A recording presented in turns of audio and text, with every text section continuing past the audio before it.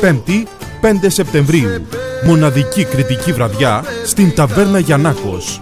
Θα διασκεδάσουμε με τον Μιχάλη Κουνάλη στο μαντολίνο και τον Νίκο Τζουλιαδάκη στη λύρα. Πέμπτη, 5 Σεπτεμβρίου.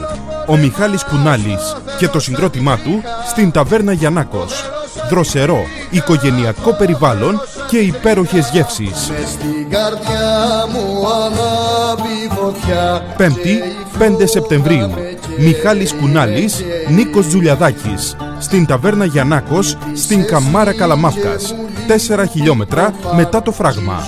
Τηλέφωνα ρεζερβέ 6972 733 177 28420 27554 και 28403.